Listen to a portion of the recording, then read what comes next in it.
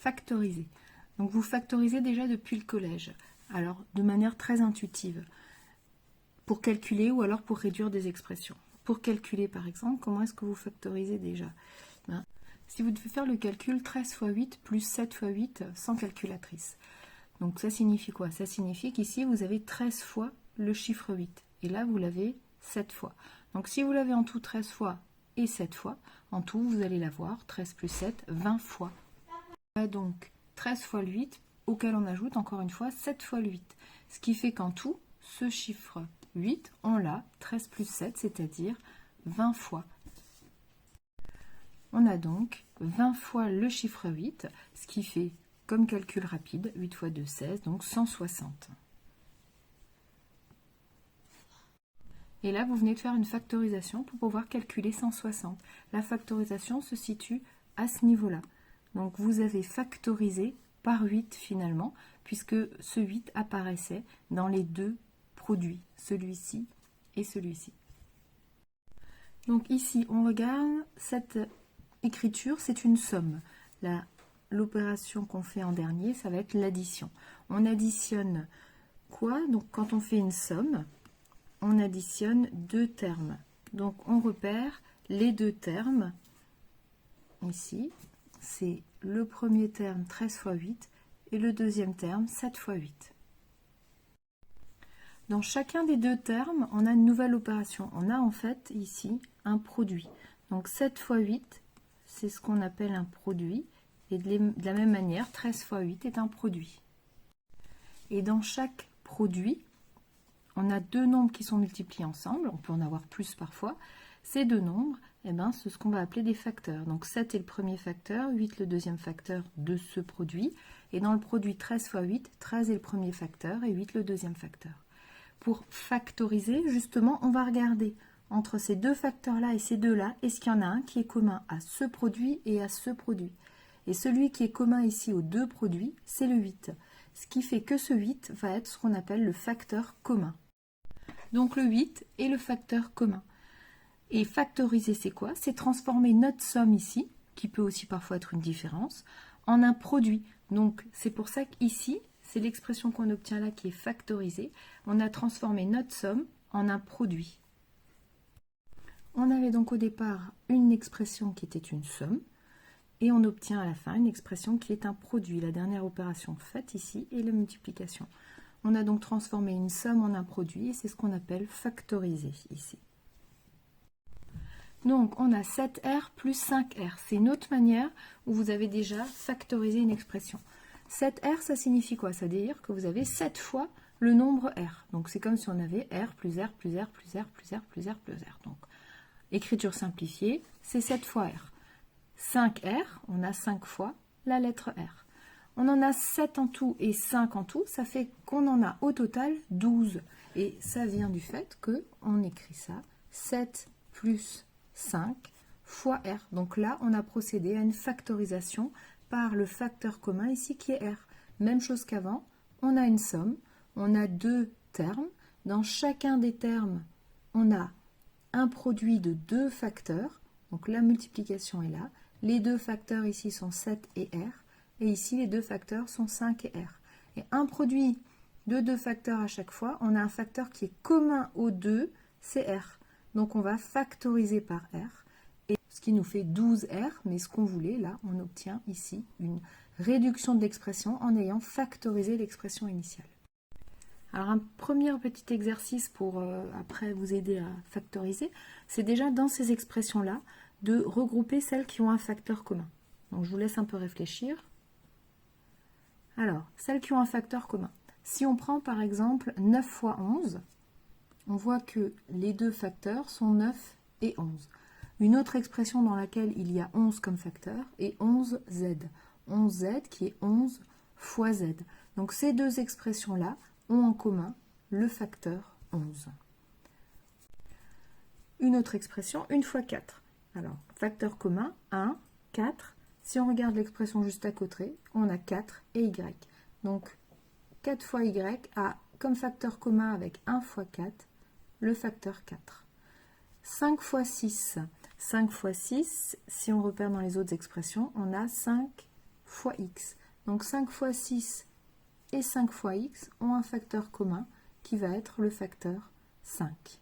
7x carré, 3x carré. Ces deux expressions-là également ont un facteur commun. Celle-ci a 7 fois x, 3 fois x, donc elles ont même deux facteurs communs qui est x fois x. C'est pour ça qu'il est x carré en fait. Donc 3x carré et 7x carré ont un facteur commun. Donc je récapitule. On doit repérer si on a une somme ou une différence. On doit repérer les différents termes de la somme. Dans chaque terme, on doit l'avoir comme un produit. Puis, chaque produit, on doit identifier les différents facteurs des produits. Et enfin, trouver le facteur qui est commun à ces produits. Voilà différentes expressions à factoriser. Donc, première chose à faire, c'est repérer la somme ou la différence. Ici, on a une somme. Là aussi, dernière opération effectuée. Là également, on a une somme. Là, on a des sommes, différences, sommes. Mais la dernière qu'on effectue, c'est celle-ci. Donc, voilà nos sommes. Maintenant, dans chaque somme, on va repérer les différents termes. Donc, la première somme, on a le premier terme qui est là, le deuxième qui est là. Premier terme, deuxième terme. Premier terme, deuxième terme. Et là, à nouveau, tout ça est un terme et ça, c'est un autre terme. C'est les deux expressions qu'on ajoute ensemble. Troisième étape, on repère les produits. Chaque terme est vu comme un produit. Ici, clairement, le produit est noté. Là, 2R, on ne le voit pas, mais on sait que c'est 2 fois R. 4, on ne le voit pas comme un produit. Alors, on peut le mettre comme étant 4 fois 1. On peut aussi réfléchir déjà en avant, c'est se dire ici, on a 2 et R comme facteurs. Donc, notre carte, ce serait bien s'il y avait un 2 ou un R dedans. Ben, le 4, on peut l'écrire comme étant 2 fois 2. Donc là, on voit apparaître les deux produits. Ici, 5x carré, ben, on peut avoir 5 fois x et encore fois x. Ou alors 5 fois x carré. 2x, 2 fois x. Et le dernier, 7 facteur de x moins 1, c'est 7 fois x moins 1. X moins 1 facteur de x plus 2, donc le produit est ici. Maintenant, on va repérer les facteurs. Donc les facteurs dans le premier sont 3 et 7 et 3 et t.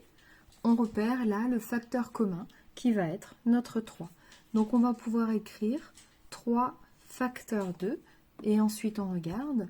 Dans le premier terme, il nous reste 7 plus, et ensuite dans le deuxième terme, il nous reste t. Et voilà la forme factorisée. Dans celui-ci, on a facteur 2 et R dans le premier. Dans le deuxième terme, on a le facteur 2 et 2. Et donc, le facteur qui est commun aux deux, c'est le facteur 2 justement. Donc, le facteur 2, on le met en commun. Ça va être facteur 2. Ici, dans le premier produit, il nous reste R, plus, dans le deuxième, il nous reste 2. La troisième factorisation, donc on a nos différents facteurs qui sont 5x et x pour le premier produit. Pour le deuxième produit, 2 et x. Et donc le facteur qui est commun aux deux, c'est le facteur x. Alors celui-ci ou celui-là, hein, l'un des deux. Donc on va mettre x, facteur 2. Et là on regarde dans le premier, ici, produit, il nous reste 5 fois x, donc 5x, plus, le plus qui était là. Et dans le deuxième produit, le facteur qu'on n'a pas utilisé, c'est 2. Dernière factorisation, à nouveau, on va repérer les différents facteurs. Donc 7x moins 1, x moins 1, x plus 2. Donc cette fois-ci, le facteur commun est toute une expression, c'est la parenthèse x moins 1. C'est un facteur qui est commun dans les deux produits, il apparaît. Donc x moins 1, facteur 2. Dans le premier produit, le facteur non utilisé est 7, plus. Et dans le deuxième produit, le facteur non utilisé est x plus 2. Donc je pourrais mettre plus, ouvrir la parenthèse x plus 2. Comme j'ai un plus devant ma parenthèse, je peux aussi directement enlever les parenthèses et écrire plus x plus 2.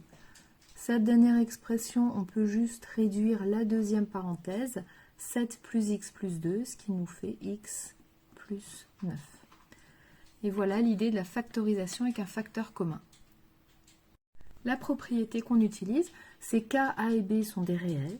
On a k fois a plus k fois b, qui est égal à k facteur de a plus b. Alors, ces deux cas-là sont des cas un peu particuliers. Ici, cette propriété-là résume en fait tout ce qu'on doit savoir, sachant qu'on peut avoir une somme de plus que deux termes, qu'on peut avoir une somme vue comme une différence, et que notre facteur k, c'est pas juste un nombre, hein. On a vu avant, ça peut être une expression, une parenthèse, donc, etc.